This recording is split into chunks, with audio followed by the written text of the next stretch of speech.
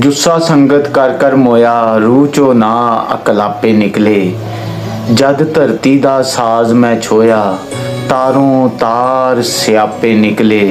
ते एक पल दी तारीख फरोली कई सालां दे खापे निकले।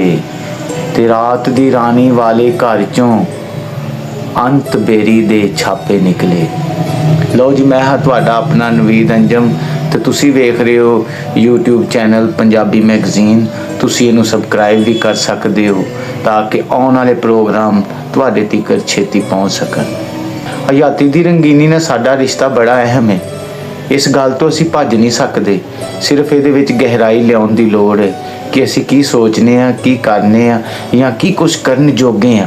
ਸਾਡੀ ਜ਼ਿਹਨੀ ਜਿਸਮਾਨੀ ਤਾਕਤ ਕਿੰਨਾ ਕੁ ਸਾਡਾ ਸਾਥ ਦਿੰਦੀ ਹੈ ਤੇ ਅਸੀਂ ਜੋ ਕਰ ਸਕਨੇ ਆ ਜਾਂ ਜੋ ਸਾਡੇ ਵਿੱਚ ਤਾਕਤ ਹੈ ਉਹ ਅਸੀਂ ਨਹੀਂ ਕਰ ਸਕਦੇ ਜਾਂ ਆਪ ਨਹੀਂ ਕਰਨਾ ਚਾਹੁੰਦੇ। ਇਸ ਗੱਲ ਤੇ ਸੋਚਣ ਦੀ ਲੋੜ ਹੈ।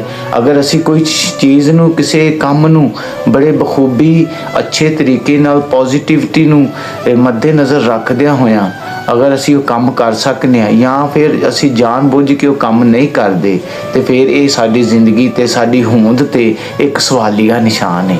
ਤੇ ਇਸ ਗੱਲ ਦੀ ਸੋਚਣ ਦੀ ਲੋੜ ਹੈ ਕਿ ਸਾਨੂੰ ਆਪਣਾ ਆਪ, ਆਪਣੀ ਹੋਂਦ ਪਛਾਣਨੀ ਚਾਹੀਦੀ ਹੈ ਕਿ ਅਸੀਂ ਇਸ ਜੱਗ ਤੇ ਕਰਨ ਕੀ ਆਏ ਹਾਂ।